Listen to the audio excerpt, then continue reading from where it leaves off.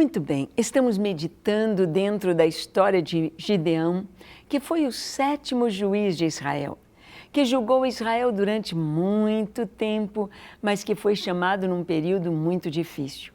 Um período de 7 anos em que o povo de Israel estava sendo pilhado, estava sendo roubado de uma maneira tão terrível por um povo ali do sul, parente de Israel, os midianitas.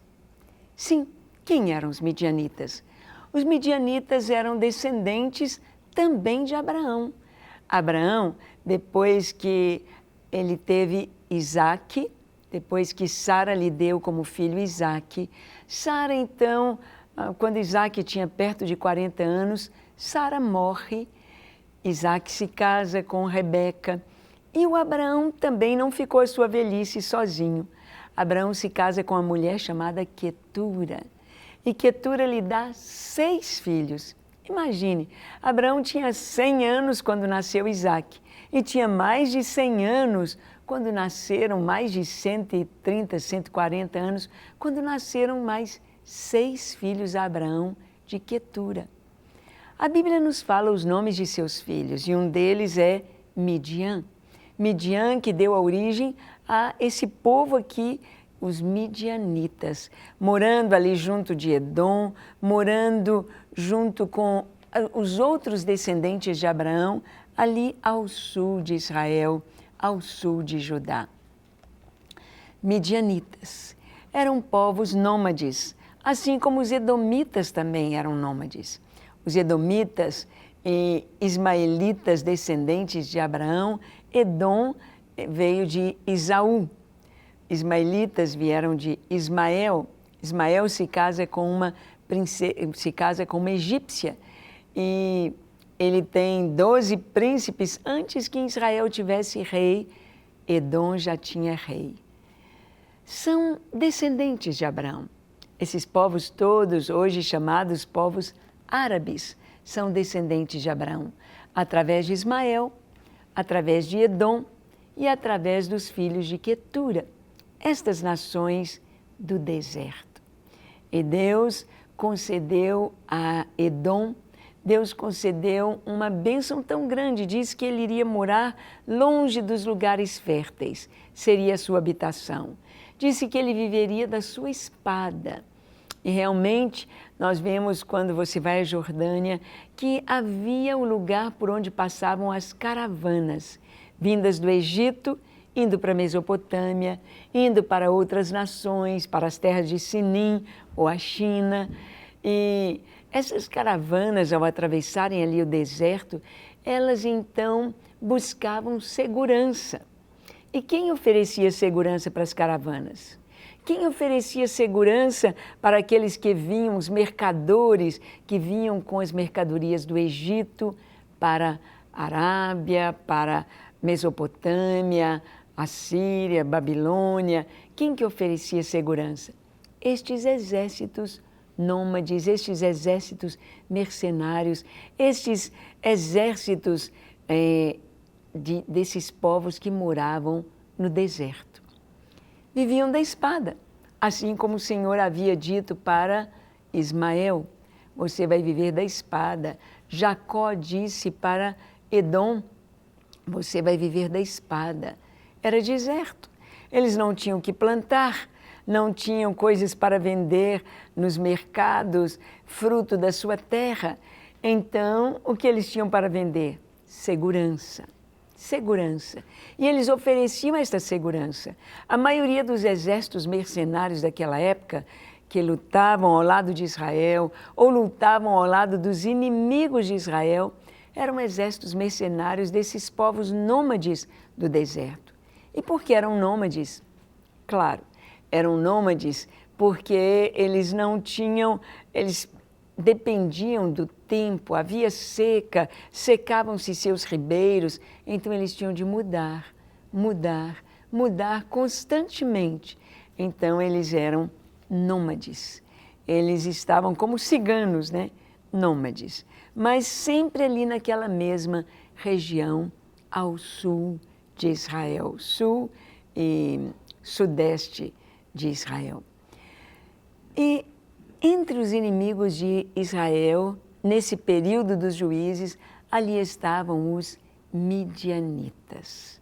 Estes exércitos, este povo que vivia da espada, este povo que morava no deserto, que vivia da pilhagem, que vivia da sua espada, ou dando segurança de uma maneira legal, ou pilhando, atacando de uma maneira ilegal. Eram inimigos de Israel. E nós vamos ver muitas batalhas do povo de Israel com estes povos. Vamos ver aqui na época de Juízes, capítulo 6, do versículo 3 ao 6. Nos diz assim: porque cada vez que Israel semeava, os midianitas e os amalequitas, como também os povos do Oriente, subiam contra ele. E contra ele se acampavam, destruindo os produtos da terra até a vizinhança de Gaza. E não deixavam em Israel sustento algum, nem ovelhas, nem bois, nem jumentos. Pois subiam com seus gados e tendas e vinham como gafanhotos em tanta multidão que não se podiam contar, nem a eles, nem aos seus camelos, e entravam na terra para a destruir. Assim Israel ficou muito debilitado com a presença dos midianitas. Então os filhos de Israel clamavam ao Senhor. Vamos dar uma paradinha aqui neste texto, quando diz que os filhos de Israel, então, clamavam ao Senhor. Clamavam por quê? Porque eles não tinham tempo para respirar, acabavam de plantar, colhiam e lá vinha o inimigo. Já vinham os bandos como gafanhotos sobre a terra. E o gafanhoto é aquele que não deixa nada para trás. Destrói tudo, fica só os galhinhos, os toquinhos da plantação, o caulezinho da plantação. Todo verde vai embora. Devoram tudo, devastam tudo, destroem tudo. Assim eram os inimigos. Vinham e não deixavam absolutamente nada. E o povo que trabalhou, e o povo que semeou, e o povo que fez tudo ali, então estava sendo empobrecido. Estava vivendo de uma maneira tão terrível. Os versículos seguintes dizem assim: naquela época, levantaram-se os midianitas e os amalequitas juntos como insetos. E por 7 longos anos eles subiam, tomavam todo o alimento e arrebatavam o rebanho do campo. 7 anos de sofrimento. 7 anos em que midianitas e amalequitas. Quem eram os amalequitas? Amalequitas eram descendentes de Amaleque. Amaleque não tinha nada a ver com os descendentes de Abraão. Amaleque era um outro povo que perseguiu Israel desde quando Moisés veio com todas as famílias, todas as tribos saindo do Egito. Amaleque perseguiu, foi por trás, pegando os mais fracos, os velhos, as crianças, pegando os mais indefesos, os que estavam por trás. Então, de uma maneira tão cruel, atacavam. E Deus disse: olha, Amaleque tem de ser riscado, tem de ser destruído, porque havia muita covardia em Amaleque. E nós vamos ver mais tarde um amalequita chamado Amã, que ele é um sobrevivente deste povo, e lá na história da rainha Esther, lá na época do Império Persa, este amalequita chamado Amã vai buscar a destruição do povo de Israel. Você já parou para pensar por que eles querem tanto destruir Israel? Por que tanto ódio a Israel até nos nossos dias? Israel tão pequenininho. Israel é um povo tão pequeno, uma terra tão pequena. Ali foram dadas aos árabes, a Jordânia, a Arábia, tantas terras, são terras grandes, petróleo. E por que querem aquele pedacinho de terra que Deus havia dado a Israel? Porque, na verdade, toda a terra pertence ao Senhor. Em última análise, o mundo e todas as nações da terra pertencem ao Criador. E o Criador aprouve a ele dar esta faixa de terra a Israel, ao seu povo escolhido, um povo que Deus levantou, que Deus formou para dele ou nele trazer a salvação para o mundo. O Messias prometido, Yeshua de Nazaré, Jesus chamado Cristo. A gente vê essa perseguição toda e no fundo, é o inimigo tentando destruir, tentando varrer da terra, varrer do mapa Israel.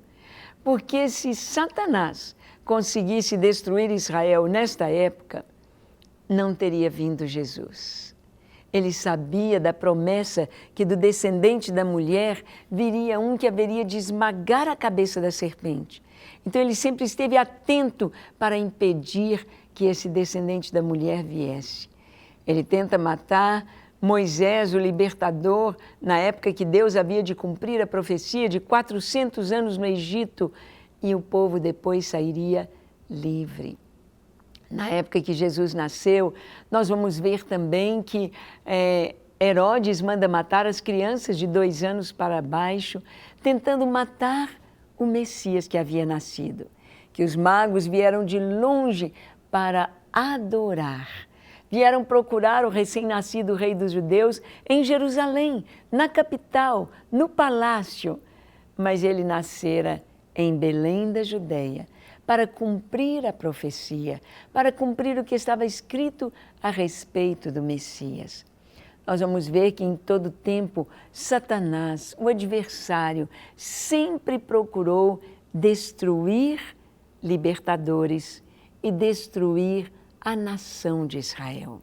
Até nos nossos dias, para impedir que o povo de Israel voltasse à sua terra, para impedir que se cumpram as profecias bíblicas, que se levante o templo em Israel, que todo o povo, todas as tribos ali estejam.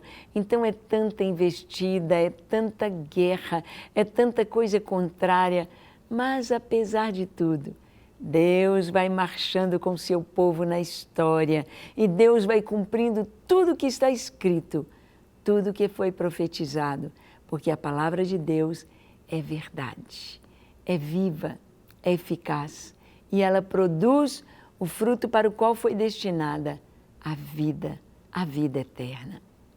E aqui, na história de Gideão, nós vamos ver que os inimigos ali estão midianitas, amalequitas, povos do Oriente, exércitos mercenários que vinham para pilhar, que vinham para roubar. E aqui a Bíblia nos diz que eles vinham como insetos, vinham como gafanhotos. O que Israel podia fazer? Israel tinha exército? Não. Israel tinha um general? Não. Israel tinha um rei? Não. Israel tinha um líder? Não. Mas Israel tinha um Deus a quem eles podiam clamar. Israel tinha um Deus que podia responder às suas orações. Então o que eles podiam fazer era orar, clamar ao Senhor. E nós sabemos o poder que tem a oração. Por isso hoje, ore pelo Brasil, ore pela nossa nação, ore pelas nações sofridas, ore pela igreja perseguida, ore porque Deus ouve a oração e Deus envia recurso e Deus envia seus exércitos dos céus e Deus envia sua resposta e Deus levanta homens e mulheres como respostas em cada geração. E nessa geração, Deus levantou Gideão, filho de Joás, da tribo de Manassés. Um homem que não era rico, um homem que não era famoso, um homem que não era conhecido, mas um homem a quem Deus chamou. E Deus chamou de uma maneira maravilhosa para que ele cumprisse o chamado do Senhor, para que ele tivesse autoridade e reunisse toda a nação, como um grande exército. E Gideão vai fazer exatamente isto. Mas nós vimos que os inimigos de Israel eram os midianitas, eram os amalequitas, eram os povos do Oriente, eram os exércitos mercenários, eram esses ladrões, pilhadores que vinham e roubavam. Mas e os nossos inimigos hoje? Quem são? Quem são os inimigos do povo de Deus? Os inimigos da igreja, os seus inimigos, os meus inimigos. Seriam pessoas? Seria o Estado Islâmico? Seria aqueles homens vestidos com um capuz preto, apenas com os olhos de fora, com uma faca na mão, ou uma espada, ou homens-bomba? São as pessoas os nossos inimigos? Não. A cada um destes homens por trás daquela roupa preta, ou dentro daquela roupa preta, há um coração que clama por Deus. Há um coração que precisa ser amado, precisa receber oração, precisa de salvação, está na ilusão, no engano das trevas, no engano de Satanás, que a guerra santa vai levá-los ao paraíso. Mas o que nos leva ao paraíso, o que nos leva ao céu é Jesus. É o seu perdão, perdão para os pecados, a vida eterna. Jesus que se revelou como Deus a todos os homens. Porque nunca um homem sobre a terra teve a coragem ou a ousadia de dizer: eu sou a verdade, eu sou o caminho para o Pai, eu sou a vida. Nenhum homem jamais disse, antes que Abraão existisse, eu sou. Nenhum homem jamais disse, eu sou o pão que desceu do céu. Quem de mim se alimenta, por mim viverá. Nenhum homem jamais disse, eu sou o bom pastor que dá a vida pelas suas ovelhas. E ninguém tira a minha vida, mas eu de mim mesmo a dou para reavê-la, porque ele anunciou a sua ressurreição. Não, Jesus não é um homem, mas é o Filho de Deus. Ele se encarnou, ele veio como homem para nos levar a Deus. Mas Jesus veio como Salvador para toda a humanidade. E em João capítulo 10, no versículo 10, nós lemos o seguinte sobre o nosso inimigo, ou os nossos inimigos. Ele diz assim, o ladrão vem somente para roubar, matar e destruir. Eu vim para que tenham vida e a tenham em abundância. Esta é a palavra do Senhor. Ele disse, olha, eu sou o bom pastor. O bom pastor dá a vida pelas ovelhas. Mas o ladrão, o mercenário, que não é o pastor, ele vê vir o lobo e ele foge.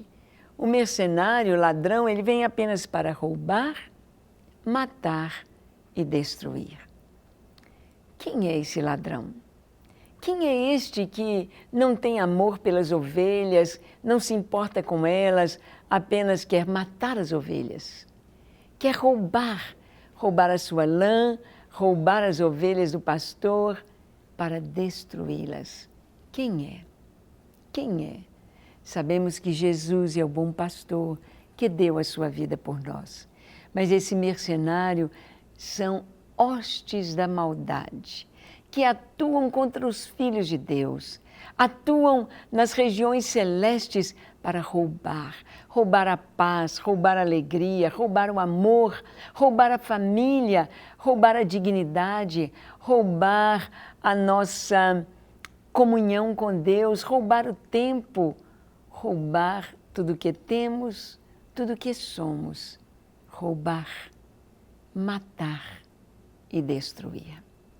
Não se contenta em apenas matar, mas quer também destruir. Nós vemos aí, por que esse ódio aos cristãos? Por que tanto ódio? Por que tanto ódio de destruir as igrejas, destruir lá em Mossul, lá na Síria, lá no Iraque, destruir todas as raízes do cristianismo, sobre a história de Jonas, que foi levar o arrependimento, foi levar a salvação de Deus? Por que tanto ódio à palavra de Deus, à Bíblia Sagrada? Por que tanto ódio dos cristãos? Por que tanto ódio de Jesus? Porque o inimigo veio para roubar, matar e destruir. Essa é a sua tarefa, esta é a sua missão Isto é o que ele faz e tem feito durante séculos e séculos e séculos, usando pessoas, usando religiões, usando ideologias. Nós podemos ver quão lindo é o cristianismo. Podemos ver que o cristianismo é a religião de amor. Amor. O amor de Deus revelado em Cristo. O amor de Deus que traz o perdão dos pecados. O amor de Deus que, sem merecermos, nos conduz ao céu, nos conduz ao paraíso, nos conduz à glória eterna. O amor de Deus. Este amor que transforma o coração, este amor que traz vida eterna, este amor que nos faz amar o inimigo, orar por eles, este amor que nos faz caminhar outra milha com aquele que nos obriga a caminhar uma milha. O cristianismo transformou o mundo, transformou as culturas, trouxe entendimento, trouxe paz, trouxe Deus e a revelação dele para os homens. Mas por que tanto ódio a Cristo? Por que odiaram tanto a Cristo? Pilatos não podia compreender por que entregaram a Jesus. Jesus abriu os olhos aos cegos, Jesus curou os aleijados, Jesus levantou os paralíticos, Jesus limpou os leprosos, Jesus ressuscitou os mortos, Jesus trouxe alegria, vida, restaurou as famílias. Por que tanto ódio de Jesus? O que ele havia feito de tão ruim para quererem a sua morte, numa morte tão terrível, a morte de cruz? Jesus disse, olha, se odiaram a mim, vão odiar a vocês também. E o nosso inimigo é esse inimigo espiritual, conforme está escrito em Efésios, capítulo 6, no versículo 12. Nosso inimigo não é carne e sangue, mas diz essa palavra, porque a nossa luta não é contra sangue e a carne, e sim contra os principados e potestades, contra os dominadores deste mundo tenebroso, contra as forças espirituais do mal nas regiões celestes. É isso que o Senhor diz. Ele diz, nós não vamos lutar contra as pessoas. Seu inimigo não é o vizinho, não é o genro, não é o sogro, não é a sogra, não é o professor, não é o patrão, não é o empregado, não é aquele que mata, que está decapitando os cristãos, não é o homem-bomba que explode e mata dezenas de crianças. Não é este que é o nosso inimigo.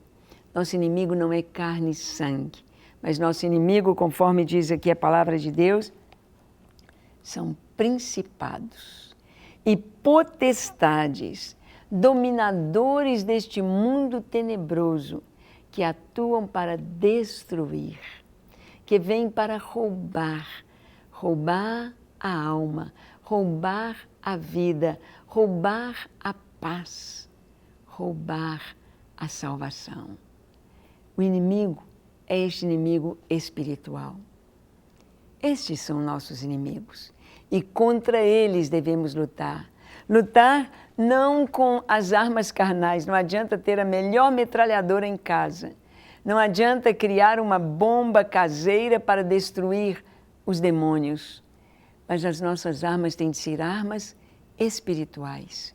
Destruir através do poder de Deus, do nome de Jesus, do jejum, da oração, da palavra de Deus decretada, destruir o inimigo, destruir a sua ação, impedir a sua ação.